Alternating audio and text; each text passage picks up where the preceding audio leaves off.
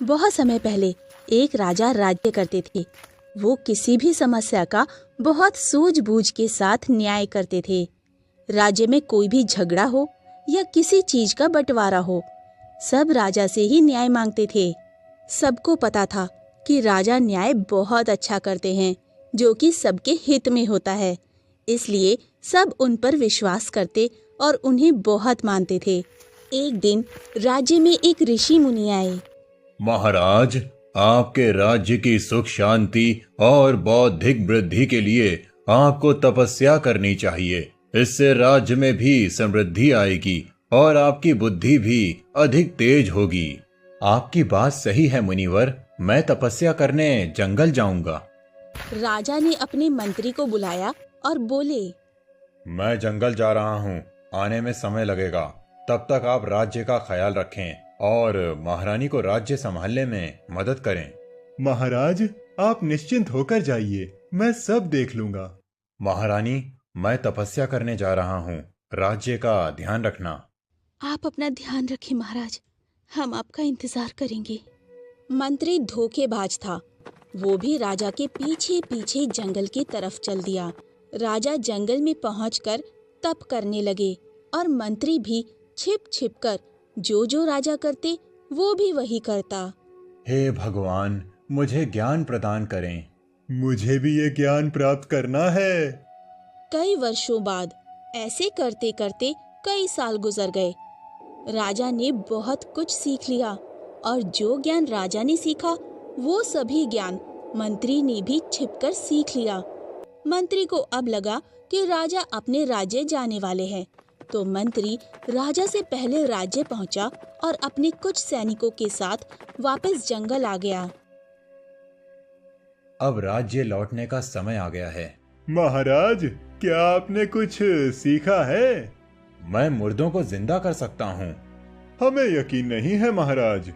मंत्री ने सैनिकों की ओर देखकर इशारा किया। उसके सैनिकों ने एक तोते का शिकार कर लाया। इसे जिंदा करके दिखाइए। मैं अपने शरीर से प्राण निकालकर इस तोते में डालूंगा, फिर ये तोता जिंदा हो जाएगा।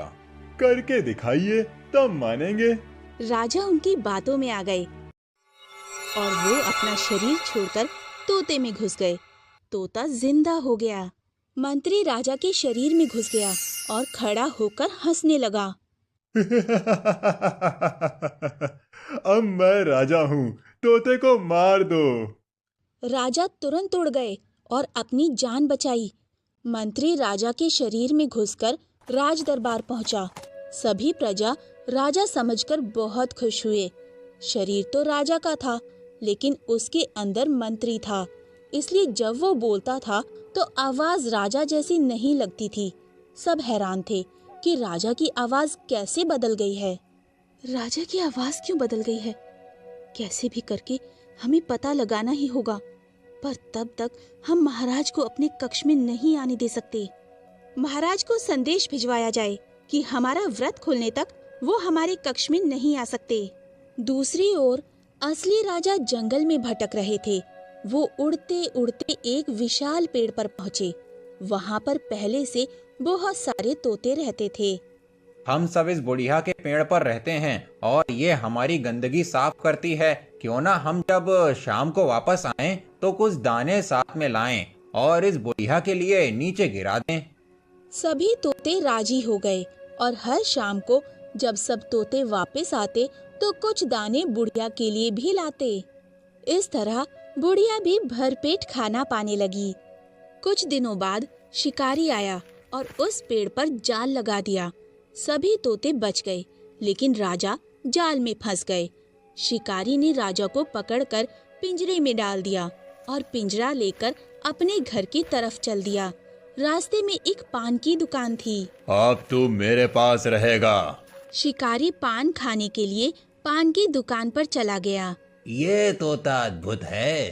पान वाले ने शिकारी से तोता खरीद लिया। अब राजा तोते के रूप में पान वाले के पास रहने लगे। एक दिन उसी राज्य में एक औरत अपने पति के साथ अपने मायके जा रही थी। रास्ते में जंगल पड़ा। जब महिला जंगल में पहुंची तो उसे प्यास लग गई। वो अपने पति से बोली, मुझे प्यास लगी है, पति पानी लाने के लिए पास में बह रही नदी की तरफ चल दिया। लेकिन जब पति वापस आया तो साथ में एक और आदमी आया जो बिल्कुल उसके पति जैसा ही था। वो एक भूत था जो उसके पति के रूप में था। जब दोनों महिला के पास पहुँचे तो महिला समझ नहीं पा रही थी कि उसका असली पति कौन है। दोनों खुद को उसका असली पति बता रहे थे। फिर वो महिला उन दोनों को गांव के प्रधान के पास ले गई। प्रधान जी, मेरी मदद करें। असली पति कौन है, बताइए। मैं नहीं जानता। ये बात चारों तरफ फैल गई। दो आदमी इसी बात की चर्चा पान वाले की दुकान पर कर रहे थे, जहाँ राजा पिंजड़े में था। राजा ने सब कुछ सुन लिया और पान वाले से बोले, जाओ, महिला और उन दोनों आदमियों को बुलाकर लाओ। मैं बता दूंगा उसमें से उस महिला का असली पति कौन है। पान वाला सबको बुला लाया। तुम दोनों खुद को इस महिला का असली पति बता रहे हो, लेकिन असली पति वही है जो इस बोतल में पहले घुस पाएगा। देखो, मैं असली हूँ। अब ढक्कन बंद कर दो। महिला के असली पति ने ढक्कन बंद कर दिया। वहाँ पर जितने लोग थे सब बहुत खुश हुए और उस महिला के असली पति ने पान वाले को खूब सारा इनाम दिया। अब कहीं झगड़ा होता या कोई बंटवारा होता, सब उस तोते के पास आते और अपना न्याय पाते और पान वाले को खूब इनाम देते। धीरे धीरे ये बात रानी तक पहुँची।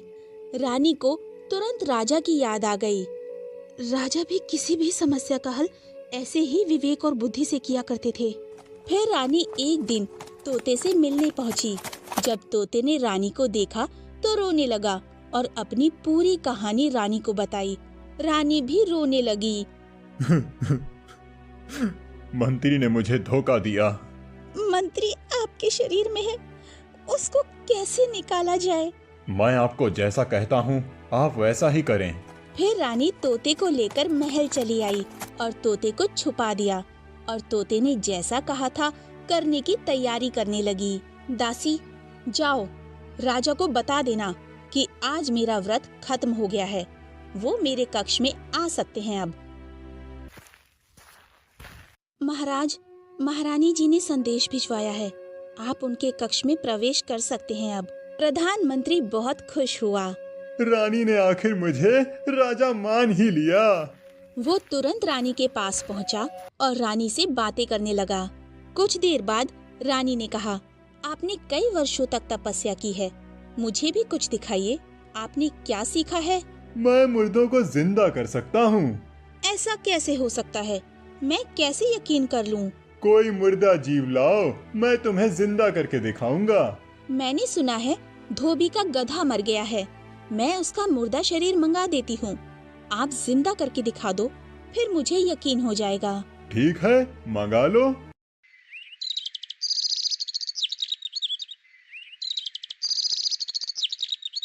फिर रानी ने गधे का मुर्दा शरीर मंगा लिया। मंत्री अपनी विद्या दिखाने लगा। कुछ ही देर में मंत्री राजा के शरीर से निकलकर गधे के शरीर में घुस गया। गधा जिंदा हो गया। अब मुझे यकीन हो गया। रानी ने तुरंत तोते को पिंजरे से बाहर निकाला। तोते से राजा ने अपने प्राण निकालकर अपने शरीर में घुस गए और राजा ने दोबारा अपना शरीर पा लिया। मंत्री जो गधे के शरीर में घुसा था वो वहीं रह गया और वो रानी की चाल नहीं समझ सका। फिर राजा ने गधे को पकड़कर धोबी को दे दिया और धोबी से बोले, इसको बहुत सारा काम देना, अब तू बहुत काम करेगा। फिर राजा और रानी अपना जीवन खुशी खुशी व्यतीत करने लगे।